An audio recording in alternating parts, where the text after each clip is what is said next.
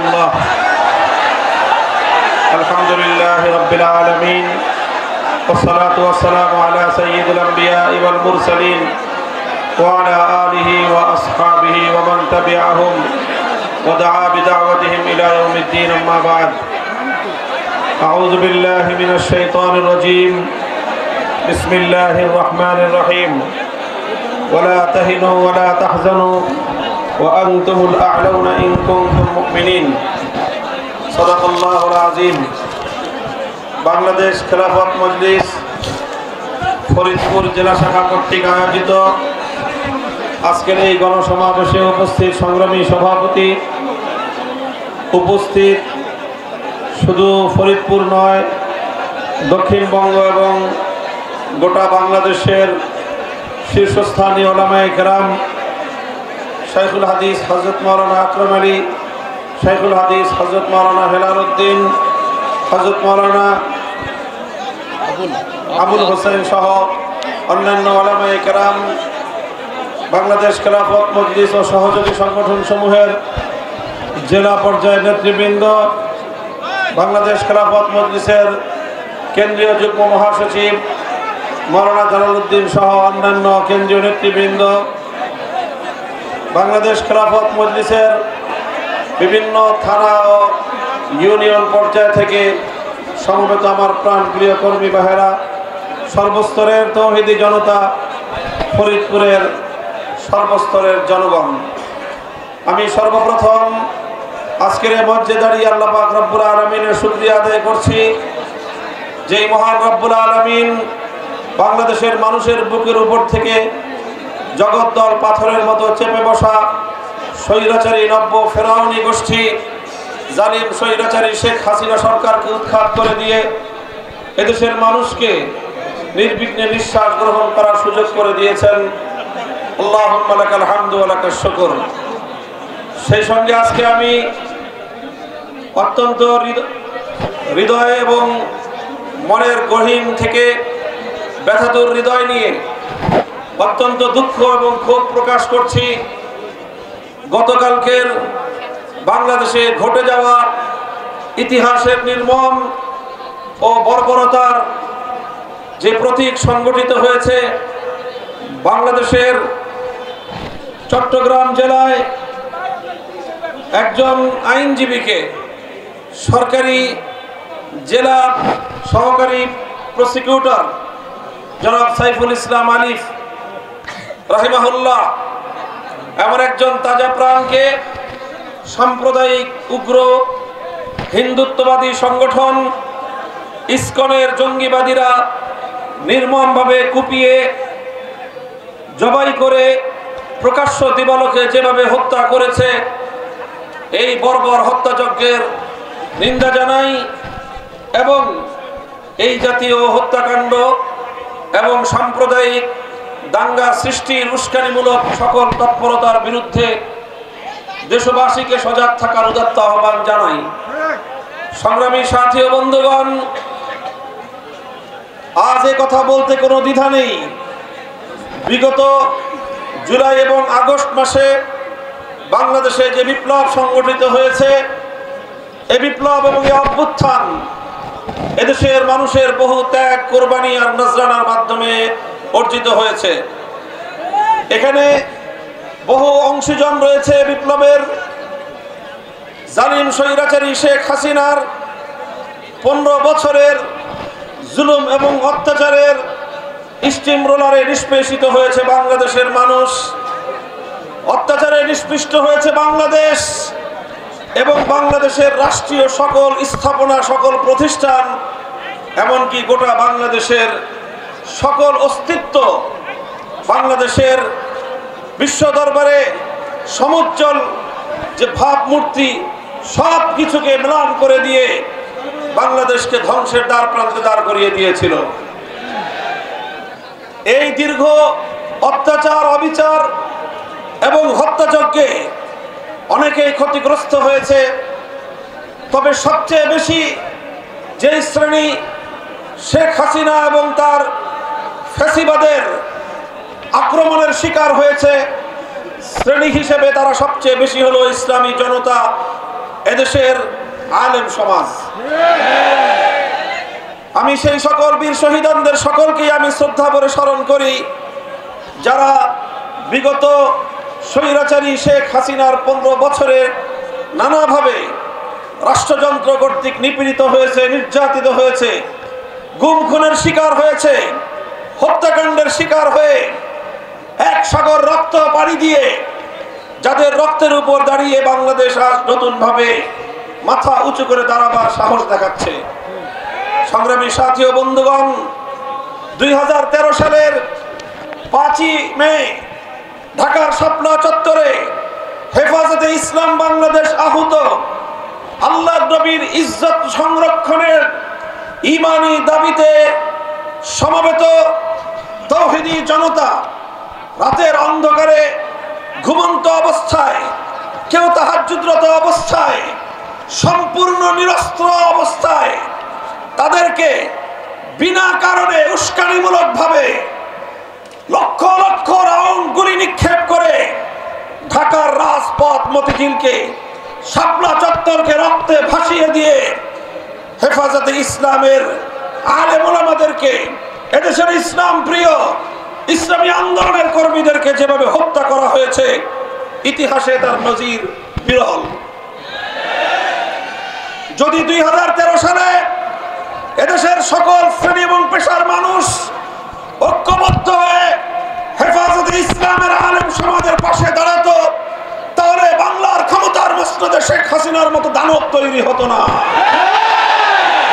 সেই ঘটনার সূত্র ধরে বলতে চাই, 2013 সালের এই বর্বরতার পরেও, এই গণহত্যার পরেও শেখ হাসিনা এবং আওয়ামী লীগকে প্রশ্রয় দেওয়ার কারণে বাংলাদেশের সুশীল নামীয় যে শ্রেণী আওয়ামী লীগ এবং শেখ হাসিনাকে সমর্থন জুগিয়েছে, প্রশ্রয় দিয়েছে, তারাই 2024 সালে শেখ হাসিনার দানবীয় হত্যাকাণ্ড পরিচালনা করবার জন্য পরোক্ষভাবে সহায়কের ভূমিকা পালন করেছে।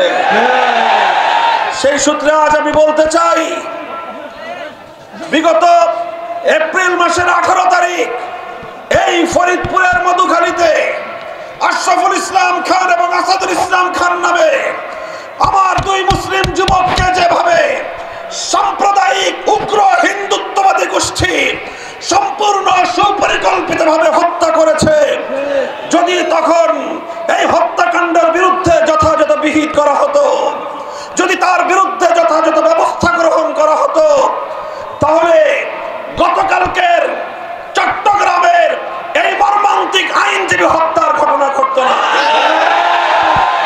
গতকালকের এই ঘটনার পর আজ গোটা বাংলাদেশ হতবাক, বাংলাদেশের বিবেকবান মানুষ বাকরুদ্ধ। একটি দেশের আদালত পাড়ায় যদি একজন সরকারি আইনজীবীর জীবন নিরাপত্তা না থাকে, তাহলে বুঝতে হবে এই উগ্র সাম্প্রদায়িক গোষ্ঠী কতটা ভয়াবহ এবং কতটা দুর্বৃত্ত এবং কতটা আগ্রাসী ভূমিকায় তারা পরিণত হয়েছে। আমরা বহু আগেই সতর্ক করেছিলাম, ইসকনের বিরুদ্ধে আমরা বছরের পর বছর কথা বলেছি। এই ইসকনকে যদি, তাদের অগ্রযাত্রাকে যদি রুখে না দেওয়া যায়, বাংলাদেশের স্বাধীনতা বিপন্ন হবে। জাতি ধর্ম নির্বিশেষে বাংলাদেশের সাম্প্রদায়িক সম্প্রীতির যে স্থিতিশীল পরিবেশ, এই পরিবেশকে ওরা জাহান্নামের আগুন দিয়ে জ্বালিয়ে পুড়িয়ে ছারখার করবে। আমরা অবাক বিস্ময়ে তাকিয়ে আছি বাংলাদেশের বিচার ব্যবস্থার দিকে, সর্বোচ্চ আদালতের দিকে। এখনো ইসকনকে নিষিদ্ধ করা হয় নাই। আজ আমরা ফরিদপুরের গণসমাবেশ থেকে ঘোষণা করতে চাই, এই ইসকন নামক সাম্প্রদায়িক উগ্র জঙ্গিবাদী গোষ্ঠীকে যদি নিষিদ্ধ না করা হয়, বাংলার মাটিতে ইসকনকে অবাঞ্ছিত করতে, উৎখাত করতে যা করতে হয় আমরা নিজেরাই তা করব।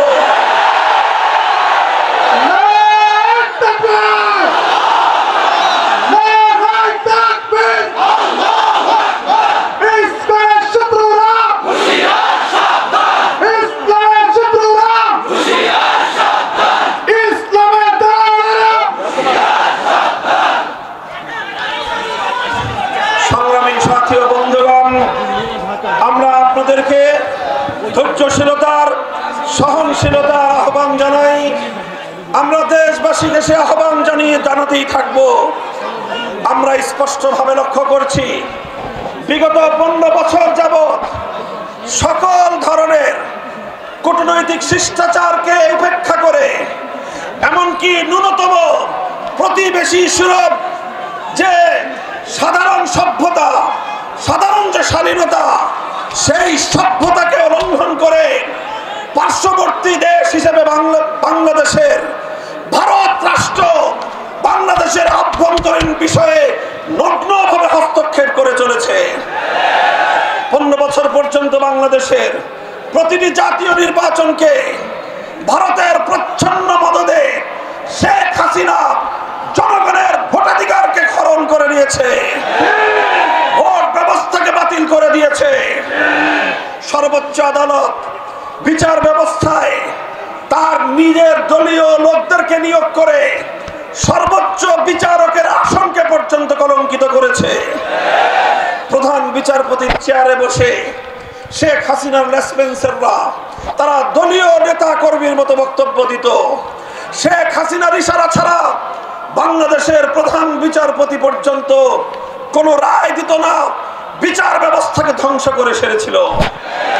প্রশাসনকে দলীয়করণ করেছিল। প্রশাসনের সর্বোচ্চ জায়গা থেকে সর্বনিম্ন স্তর পর্যন্ত দলীয় ক্যাডারদেরকে নিয়োগ করে বাংলাদেশটাকে ফ্যাসিবাদী রাষ্ট্রে পরিণত করেছিল। আইন শৃঙ্খলা রক্ষাকারী বাহিনীর কথা কি বলবো? এই আমাদের প্রিয় পুলিশ বাহিনী, যাদের দীর্ঘ ঐতিহ্য ছিল, ৭১-এর মুক্তিযুদ্ধের রণাঙ্গন থেকে যারা যাত্রা শুরু করেছিল, সেই পুলিশ বাহিনীকে দলীয় পেটোয়া বাহিনীতে পরিণত করে বাংলাদেশের সকল পুলিশদেরকে সে তার নিজস্ব দলীয় গুন্ডায় পরিণত করেছিল। আর এভাবে আইন শৃঙ্খলা রক্ষাকারী বাহিনীকে জনগণের মুখোমুখি দাঁড় করিয়ে জনগণ এবং রাষ্ট্রের বিরুদ্ধে একটি যুদ্ধাঙ্গী পরিবেশ তৈরি করেছিল শেখ হাসিনা। আমি অবাক বিস্ময়ে চিন্তা করি যে একটি দেশের আভ্যন্তরীণ বিষয়ে একটি দেশের প্রধানমন্ত্রী হয়ে দেশকে এভাবে আত্মঘাতী ভাবে দেশকে ধ্বংসের দ্বার প্রান্তে কিভাবে একজন মানুষ পরিণত করতে পারে। তারপরে চিন্তা করে দেখলাম, শেখ হাসিনার রাজনীতি নিয়ে স্টাডি করলাম, আমার কাছে দিবালোকের ন্যায় পরিষ্কার হয়ে গেল শেখ হাসিনার রাজনীতি শুরু করেছিল বাংলাদেশকে ধ্বংস করার জন্য।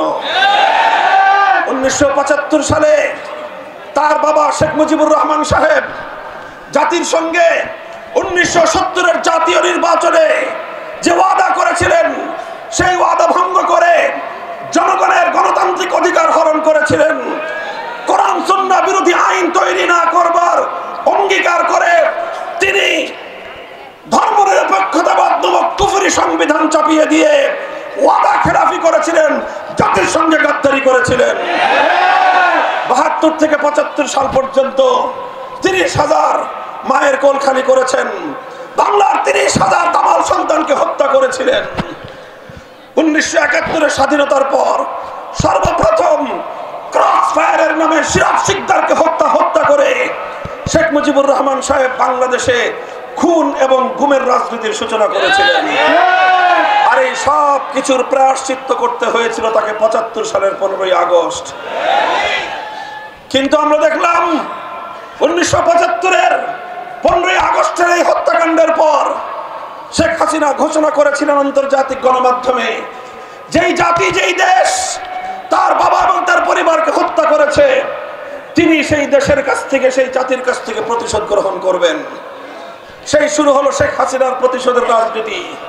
1975 সালের 15ই আগস্ট থেকে 2024 সালের 5ই আগস্ট শেখ হাসিনার 50 বছরের রাজনীতি ছিল প্রতিশোধ গ্রহণের রাজনীতি।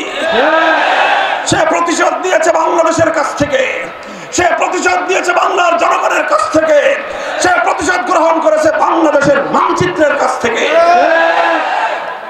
সে এমন ভাবে প্রতিশোধ দিয়েছে, এমনকি বলতে বলতে কথা পর্যন্ত আমি বলতে বাধ্য, শেখ হাসিনা প্রতিশোধ দিয়েছে তার নিজের দল আওয়ামী লীগের কাছ থেকে। কিভাবে জনগণের কাছ থেকে প্রতিশোধ দিল দেখেন।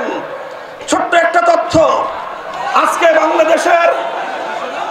বাংলাদেশের অনেকগুলো ব্যাংক, কতগুলো ব্যাংক, সংবাদ মাধ্যম এবং সাধারণ জনগণ যারা ব্যবসায়িক কাজে, ব্যক্তিগত কাজে ব্যাংকিং করতে হয়, আপনারা নিজেরাই ভুক্তভোগী। ব্যাংকগুলোতে গেলে 10,000 টাকার চেক পাস করবার সামর্থ্য নাই। কোটি টাকার ডিপোজিট, আপনার ব্যাংকে যাবেন, আপনাকে বলবে যে মাসে মাসে 50,000 টাকা করে নিয়ে যান। আপনি বলেন 1 কোটি টাকা যার ডিপোজিট, সে যদি প্রতি মাসে 50,000 টাকা করে নেয়, তার নাতিপুতিরাও এই টাকা ভোগ করে যেতে পারবে না। এই হলো দেশের ব্যাংকিং সেক্টরের অবস্থা। অর্থনীতির ভিত ধসিয়ে দিয়ে গোটা বাংলাদেশটাকে আক্ষরিক অর্থে তলাবিহীন ঝুড়িতে পরিণত করে গিয়েছে শেখ হাসিনা। কিভাবে করেছে? মেগা মেগা প্রজেক্টের নামে মেগা মেগা দুর্নীতি করেছে। 30,000 কোটি টাকার নামে পদ্মা সেতু করে 20,000 কোটি টাকা পাচার করেছে। এভাবে প্রতিটি মেগা প্রজেক্ট থেকে 2 গুণ 3 গুণ বেশি খরচ দেখিয়ে শেখ হাসিনা এবং তার ঘনিষ্ঠ লোকজন গোটা বাংলাদেশের, এখানে লক্ষ কোটি বাঙালিদের, প্রবাসী বাঙালিদের, ব্যবসায়ী বাংলাদেশের মানুষদের কষ্টার্জিত ঘাম ঝরানো অর্থ, যেটা দিয়ে তিলে তিলে দেশ এগিয়ে যাচ্ছিল, সেই সব অর্থ পাচার করে বাংলাদেশকে ধ্বংস করে দিয়েছে। আমি চিন্তা করি, একটা মানুষ, তাও বিধবা,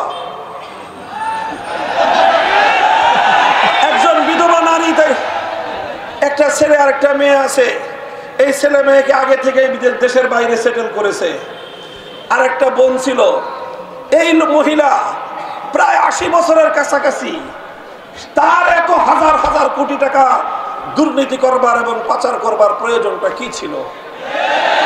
পরে আমার কাছে মনে হয়েছে, আসলে টাকার লোভে শেখ হাসিনা অর্থ পাচার করে নাই, সে বাংলাদেশের কাছ থেকে প্রতিশোধ গ্রহণ করতে চেয়েছে। বাংলাদেশের অর্থনীতি ধ্বংস করাই ছিল তার উদ্দেশ্য। বাংলাদেশ যেন বিশ্ব দরবারে মাথা উঁচু করে দাঁড়াতে না পারে, বরং বাংলাদেশ যেন চিরদিন ভারতের করতলগত একটি অঙ্গরাজ্যের মতো থাকে, সেটাই ছিল শেখ হাসিনার রাজনীতির প্রধান কথা।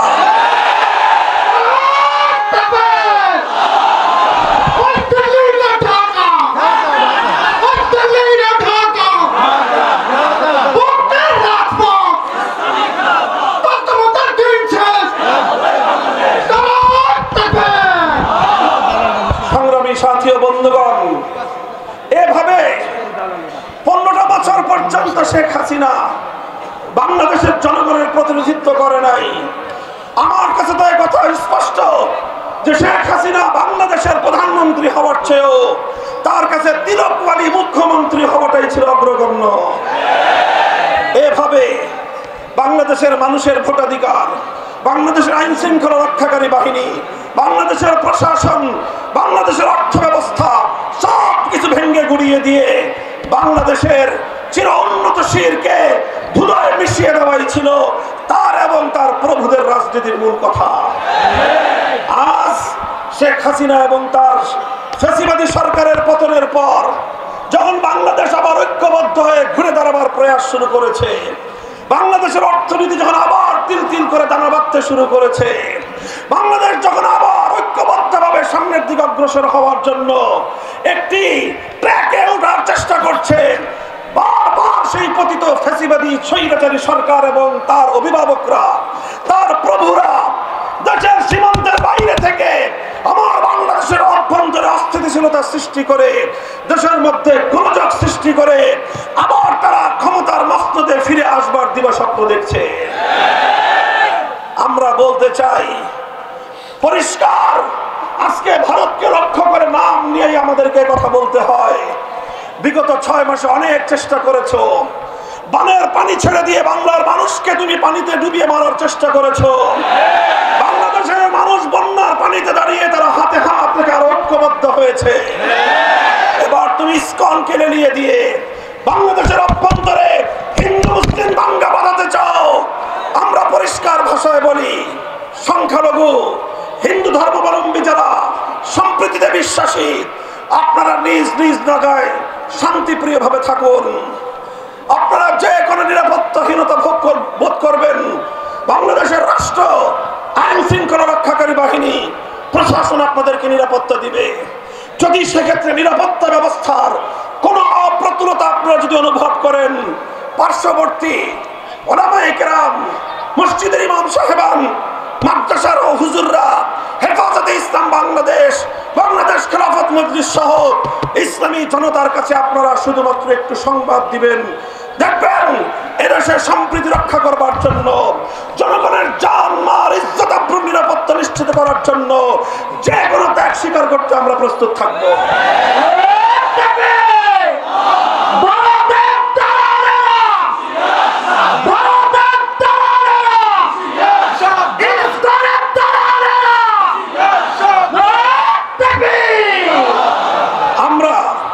বাংলাদেশের এই অন্তর্বর্তীকালীন সরকারের কাছে স্পষ্ট দাবি জানাতে চাই, সব বিষয়ে স্বাভাবিকতাকে ফিরিয়ে আনবার চেষ্টা করুন। ভারতে সংখ্যালঘু হিসেবে মুসলমানরা যেই অধিকার থেকে বঞ্চিত হচ্ছে, ভারতে হিন্দুদের বিপরীতে মুসলমানদের তাদের জনসংখ্যার যে অনুপাত, সেই অনুপাতে ভারতের রাষ্ট্র কর্তৃক প্রদত্ত সরকারি সুযোগ সুবিধা এবং চাকরি বাকরিতে কত পার্সেন্ট মুসলমান সেখানে নিয়োজিত, আর পক্ষান্তরে বাংলাদেশে সংখ্যালঘু হিন্দু ধর্মাবলম্বীদের সংখ্যানুপাতিক অনুপাত হিসেবে তারা কত পার্সেন্ট বাংলাদেশের সরকারি সুযোগ সুবিধা, চাকরি বাকরির সুবিধা ভোগ করছে, বিষয়গুলো জাতির সামনে স্পষ্ট করুন। আমি এ কথা বলি না যে ভারত যেহেতু সংখ্যালঘু মুসলমানদেরকে তাদের প্রাপ্য অধিকার থেকে বঞ্চিত করেছে, কাজেই তার প্রতিশোধ নিতে বাংলাদেশের হিন্দুদেরকে প্রাপ্য অধিকার থেকে বঞ্চিত করা হবে, এই ধরনের সাম্প্রদায়িক কোন দাবি অতীতেও আমরা করি নাই, আজও করছি না, ভবিষ্যতেও আমরা করব না। আমাদের স্পষ্ট কথা, সকলের সঙ্গে ইনসাফপূর্ণ আচরণ করুন। যদি বৈষম্য থেকে থাকে, যদি এমন থেকে থাকে যে শুধু হিন্দু ধর্মাবলম্বী হওয়ার কারণে ভারতের আশ্রয়ে প্রশ্রয়ে ভারতের এজেন্ডা বাস্তবায়ন করার জন্য নানাভাবে তাদেরকে পদায়ন করা হয়ে থাকে, তাহলে এখানে ষড়যন্ত্রের আভাস খুঁজে পাই আমরা। অবশ্যই হিন্দু ধর্মাবলম্বী হিসেবে সংখ্যালঘুদের, বৌদ্ধ ধর্মাবলম্বী হিসেবে সংখ্যালঘুদের, খ্রিস্ট ধর্মাবলম্বী হিসেবে খ্রিস্টানদের প্রত্যেকের যার যার অধিকার নিশ্চিত করা হবে। এমনকি আমি এটাও বলি, সংখ্যালঘু হিসেবে মুসলিমদের থেকে তাদেরকে কিছুটা নিরাপত্তা এবং সুযোগ সুবিধা বেশি দেওয়া হোক, এটাও আমরা কোনো ক্ষোভ প্রকাশ করব না। কিন্তু যদি আরেকটি দেশের এজেন্ডা বাস্তবায়ন করার জন্য যারা বাংলাদেশকে নয় ভারতকে নিজেদের প্রধান আশ্রয় হিসেবে মনে করে, তাদেরকে মাধ্যমে যদি আমার বাংলার অভ্যন্তরে বিশৃঙ্খলা সৃষ্টির পায়তারা করা হয়, আর সেই বিশৃঙ্খলাকারীদেরকে যদি আপনারা প্রতিরোধ করতে না পারেন, প্রতিরোধ করতে ব্যর্থ হন, জনগণ নিজেরাই প্রতিরোধের জন্য প্রতিরোধ যুদ্ধ করবে।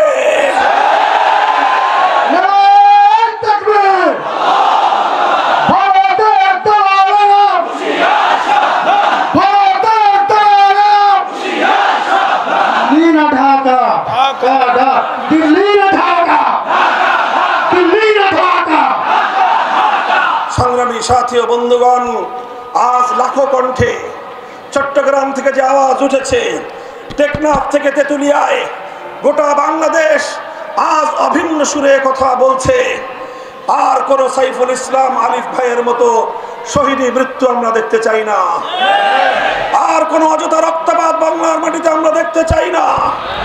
ফ্যাসিবাদ যেভাবে 2000 তরুণ ছাত্র যুবকের রক্তের উপর দিয়ে ক্ষমতার মসনদকে আঁকড়ে থাকবার চেষ্টা করেছিল, বাংলাদেশের ক্ষমতার মসনদ যেন আর কোন ক্ষমতাসীনদের কাছে রক্তের চেয়ে বেশি দামি না হয়।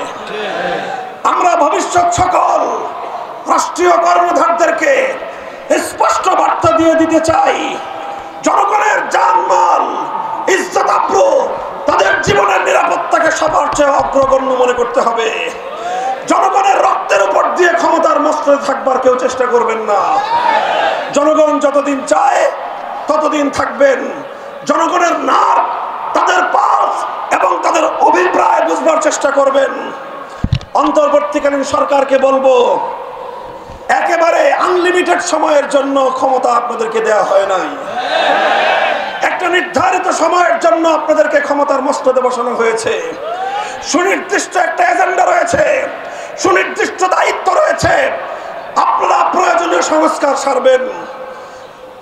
ফ্যাসিবাদের আগ্রাসনে ভেঙে পড়া বাংলাদেশের ভঙ্গুর রাষ্ট্র কাঠামোকে শুধুমাত্র জরুরি পুনর্নির্মাণ করে অতি দ্রুত জাতীয় নির্বাচনের ব্যবস্থা করবেন।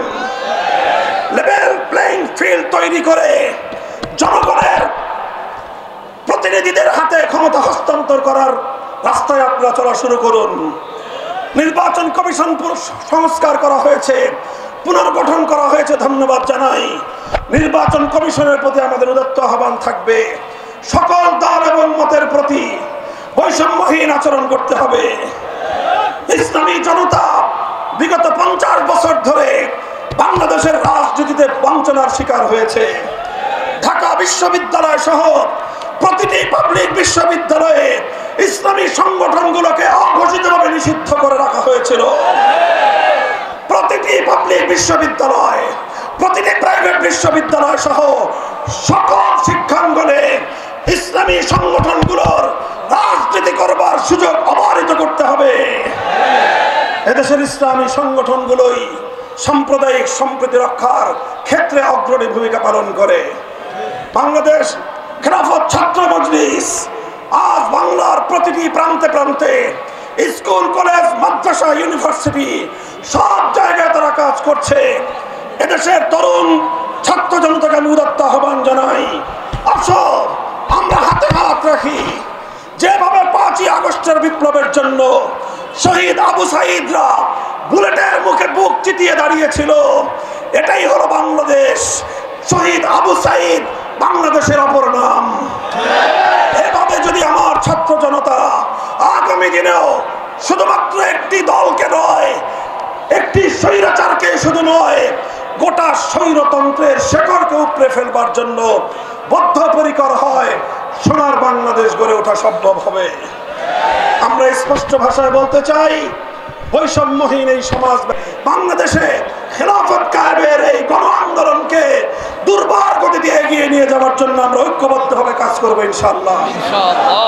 আজ যোগদানকারী যারা, তাদেরকে আমি বাংলাদেশ খেলাফত মজলিসের পক্ষ থেকে সাদর সম্ভাষণ জানাই। সেই সাথে সংস্কার করে বাংলাদেশের যে জাতীয় নির্বাচন হবে, সেই নির্বাচনে জাতীয় সংসদে কোরআন সুন্নাহ বিরোধী কোন আইন যেন তৈরি না হতে পারে, সেই ধরনের কোন একটি ধারা এবারের সংবিধান সংস্কারের মাধ্যমে অন্তর্ভুক্ত করবার জোর দাবি জানাচ্ছি। আগামী জাতীয় সংসদে বাংলাদেশ খেলাফত মজলিসের পক্ষ থেকে একদল যোগ্য, দায়িত্বশীল, জনগণ জননন্দিত নেতৃবৃন্দকে আমরা জনগণের প্রতিনিধি হিসেবে জাতীয় সংসদে দেখতে চাই।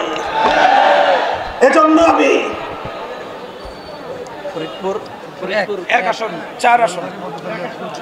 ফরিদপুরের 1 আসন থেকে, বলমারি, মধুখালী, আলফাডাঙ্গার আসন থেকে মুফতি শরাফত হোসেনকে আমাদের দলীয় প্রতীক রিকশা তুলে দিয়ে আপনাদের সকলকে তার সহযোগিতায় মাঠ ময়দানে কাজ করার জন্য উদাত্ত আহ্বান জানাই। করবেন তো আপনারা ইনশাআল্লাহ?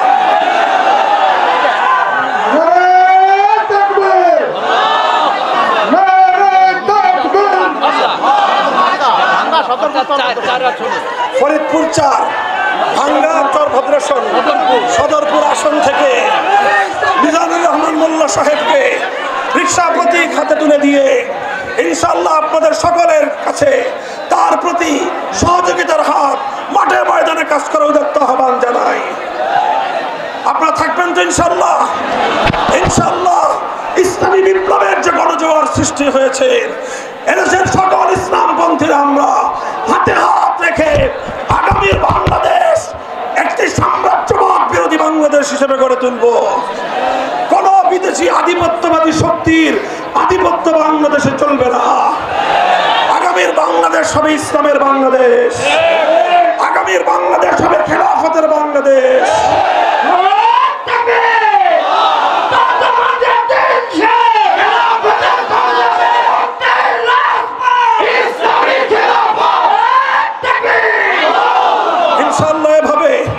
আপনারা আমাদের পাশে থাকবেন তো ইনশাআল্লাহ? আল্লাহ পাক কবুল করুন, তৌফিক দান করেন। আমার বাংলাদেশ সকল ষড়যন্ত্রের হাত থেকে মুক্তি পাক, সব ষড়যন্ত্রকারী চক্রান্তকারী উগ্র গোষ্ঠী নিপাত যাক। ওয়া আখিরু দাওয়ানা আলহামদুলিল্লাহি রাব্বিল আলামিন। বাংলাদেশ জিন্দাবাদ, বাংলাদেশ